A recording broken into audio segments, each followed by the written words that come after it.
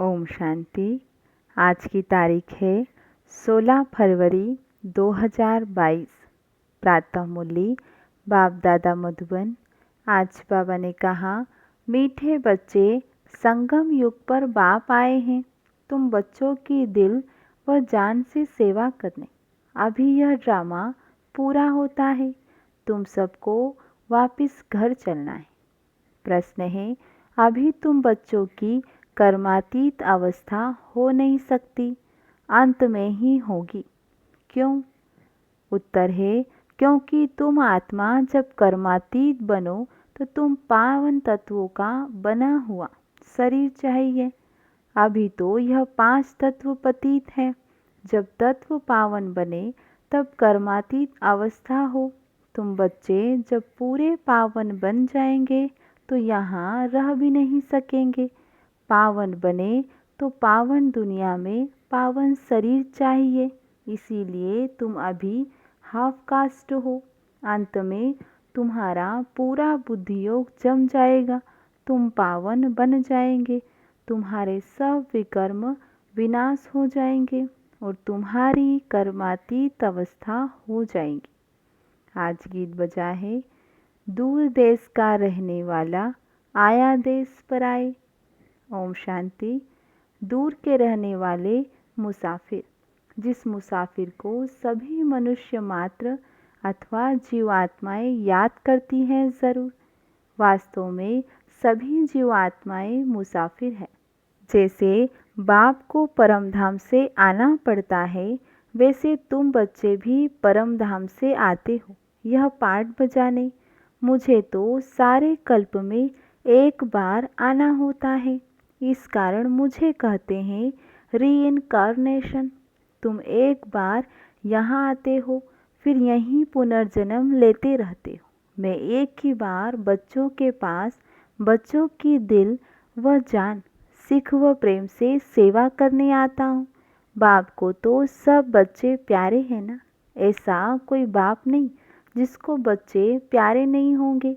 बच्चों को ही बाप से वर्षा मिलता है। वह है हद का बाप, यह है बेहद का बाप। यह कोई नहीं जानता कि बाप कब आएगा। बाप कहते हैं, मीठे बच्चे, अब ड्रामा पूरा होता है, वापस चलना है। रास्ता कोई भी जानते ही नहीं, सिर्फ कह देते। वैकुंठवासी हुआ, पार निर्वाण गया।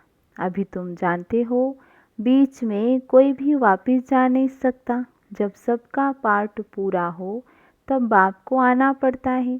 तुम जानते हो, हम सब आत्माएं जब शरीर में हैं तो शरीर के नाते भाई बहन हैं। हर एक को अपना अपना पार्ट पूरा करना है, फिर सबको अपने अपने समय पर पार्ट रिपीट करना पड़े।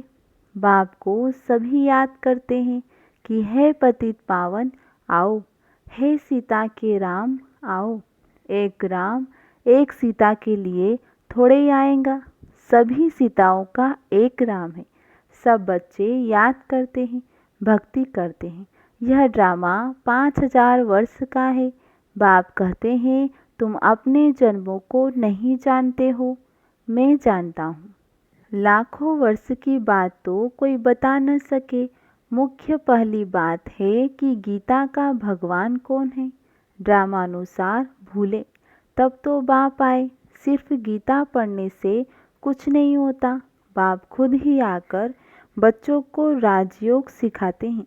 बाप कहते हैं, यह नई नई बातें जो मैं तुमको सुनाता हूँ वह सब प्रायः लोप हो जाएंगी। यह परंपरा नहीं चलती, और जो आते हैं उन्हों का ज्ञान तो अंत तक चलता है। एक दो को सुनाते आए हैं। यहाँ न सुनने वाले न सुनाने वाले रहेंगे, सब चले जाएंगे। वहाँ तो यह भी नहीं जानते कि हम 16 कला संपूर्ण हैं। वह तो है ही प्रारब्ध। 16 कला से फिर 14 कला बनेंगी। यह पता रहे तो राजाई की खुशी ही चली जाए। बाप समझाते हैं, ऊंचे से ऊंचा धर्म शास्त्र पहले होना चाहिए। देवी देवता धर्म स्थापन करने वाले को भूल गए हैं। जितनी गीता की महिमा है उनसे जास्ती ज्ञान सुनाने वाले की महिमा है, और कोई धर्म स्थापन करने वाले को भगवान नहीं कहेंगे। भगवान तो एक ही निराकार है, बाकी सब है साकार। गाया भी हुआ है श्रीमद् भगवत गीता, वह सबका सद्गति दाता है। इस समय सब तमो प्रधान कब्र दाखिल है, फिर बाबा आकर सबको जगाते हैं। यह पुरानी दुनिया तो खत्म हो जाने वाली है, सरसों मुआफिक सब पिस जाते हैं। सतयुग में बहुत छोटा देवी झाड़ होगा। भगवान को सब याद करते, है भगवान है सचखंड स्थापन करने वाला, परंतु वह कब आएगा? शास्त्रों में तो लाखों वर्ष लिख देते हैं। इसको ही अंधियारा कहा जाता है। अभी तुम जानते हो हमारा बाबा ज्ञान का सागर है, दूसरा कोई ज्ञान सागर हो नहीं सकता। ज्ञान सागर बाप दूर देश से हम बच्चों के पास आते हैं। हम सब अंधियारे में पड़े थे, जानते नहीं थे कि ड्रामा में हम सब एक्टर्स हैं। ऊंचे ते ऊंचे कौन है यह मालूम होना चाहिए, सिर्फ सर्वव्यापी है। यह ज्ञान हो गया क्या? अगर सर्वव्यापी है फिर तो भक्ति भी नहीं कर सकते। इसको कहा जाता है अज्ञान। अभी तुम जानते हो सबका सद्गति दाता बाप है, उनका नाम ही है परम पिता परमात्मा शिव। वह पिताओं का भी पिता है। जन्म बाय जन्म लौकिक पिताएं मिलते आए हैं। ऊंचे ते ऊंचा बाप है, फिर नंबरवार आते हैं। पहले पहले देवी देवता सिजरे के उतरेंगे। अब वह रचना बाप रच रहे हैं। ब्रह्मा द्वारा ब्राह्मण कैसे रचे? प्रजापिता ब्रह्मा द्वारा एडॉप्ट करते हैं। बच्चे कहते हैं बाबा हम आपके ही थे, अब आपके ही हैं। पहले पहले हम सतयुग में आए थे, इस समय तुम हाफ कास्ट हो, शूद्र से ब्राह्मण बन रहे हो। पूरा पवित्र कर्मातीत पिछाड़ी में बनेंगे। पिछाड़ी में बुद्धि योग पूरा जम जाएगा और विकर्म सब भस्म हो जाएंगे। फिर भी यहाँ तुमको पावन नहीं कहेंगे, क्योंकि शरीर पतित है। अभी पति से पावन बन रहे हो, फिर सतयुग में शरीर भी पावन मिलेगा, पूरा पावन बन जाएंगे, फिर यहाँ रह नहीं सकेंगे। जब आत्मा पवित्र हो जाएगी फिर तो 5 तत्व भी पवित्र हो जाएंगे। अभी तुम बच्चे संगम पर हो। सच्चा सच्चा कुंभ का मेला यह है, पानी के गंगा पर जाना। पानी के गंगा पर जाना यह है भक्ति मार्ग। सन्यासी लोग स्नान करने जाते हैं, फिर भी कह देते हैं आत्मा निर्लेप है। बाप कहते हैं भक्ति मार्ग में तुमने बहुत कुछ सुना है, अब जज करो राइट क्या है और रॉन्ग क्या है।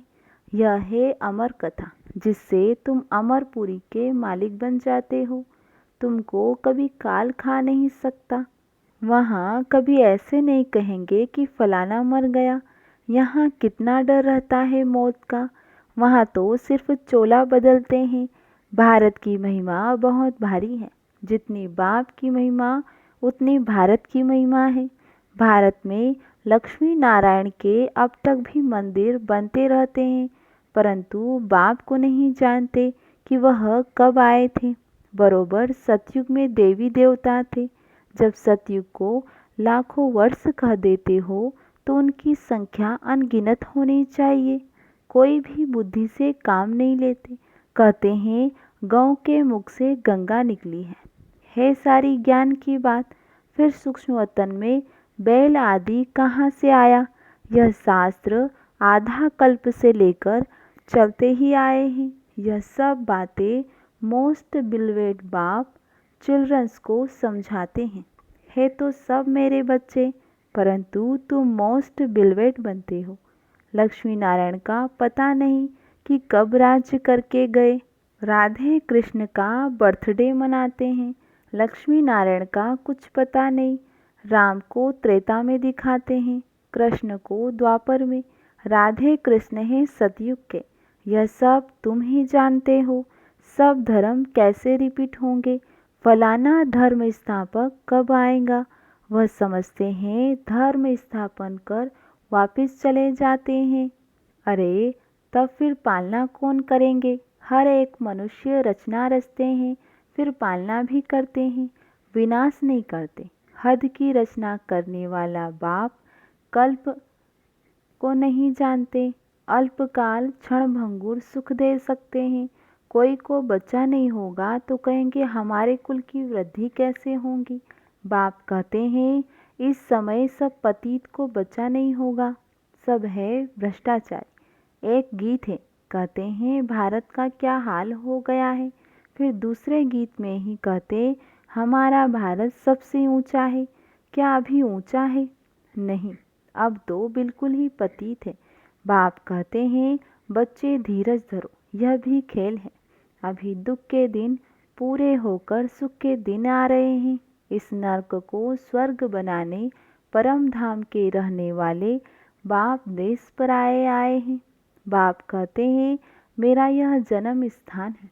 नहीं तो कोई बताए निराकार बाबा कहाँ आया, किस शरीर में आया, कब आया, क्या करने आया, कोई भी बता न सके। तुम बच्चे जानते हो परमपिता परमात्मा कैसे आकर पतितों को पावन बनाते हैं। बाप कहते हैं बच्चे और कोई मेरे पास इलाज नहीं है।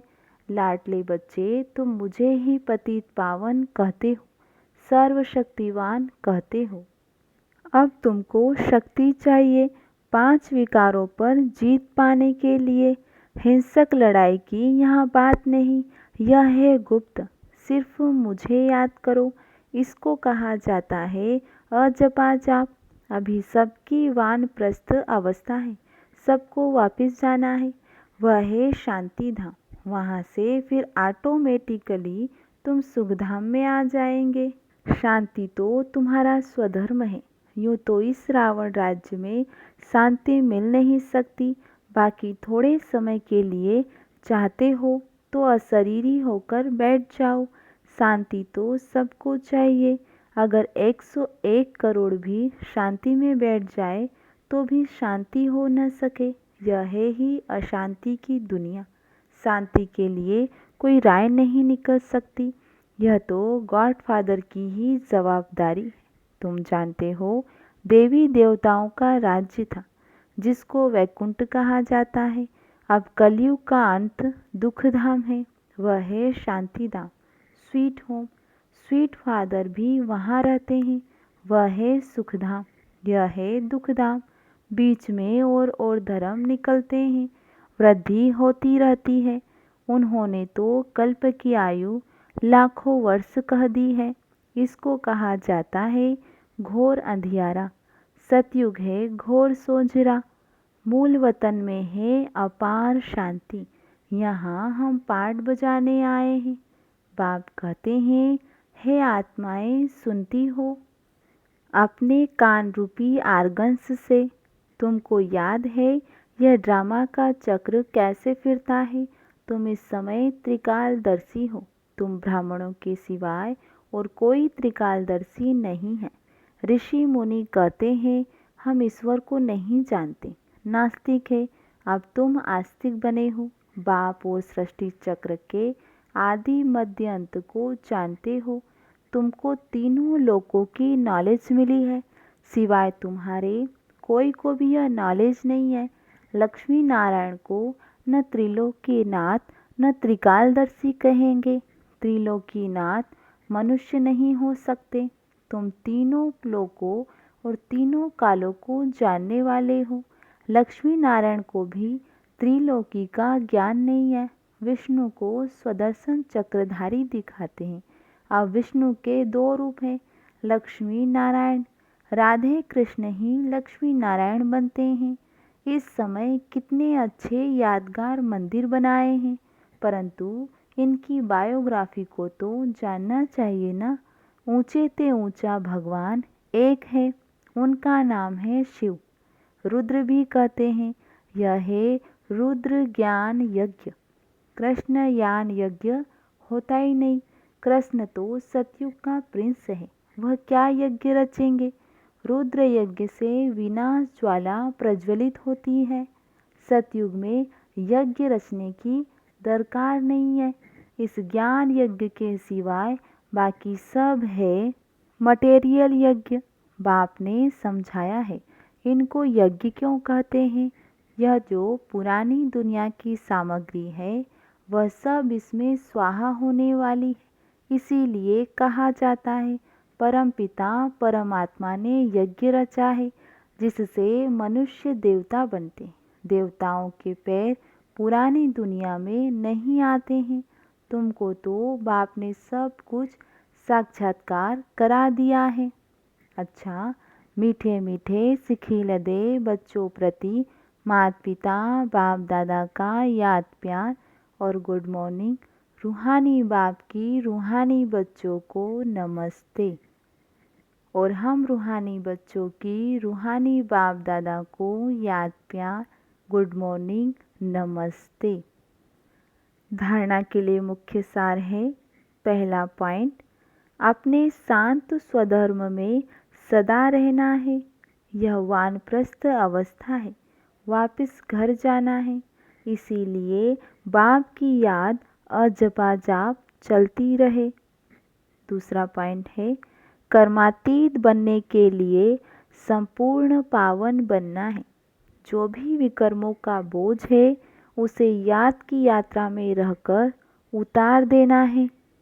याद की शक्ति से विकारों पर जीत पानी है। वरदान है, शुद्ध संकल्पों के घेराव द्वारा सदा छत्र छाया की अनुभूति करने वाले दृढ़ संकल्पधारी भव। अपना एक शुद्ध व श्रेष्ठ शक्तिशाली संकल्प बहुत कमाल कर सकता है।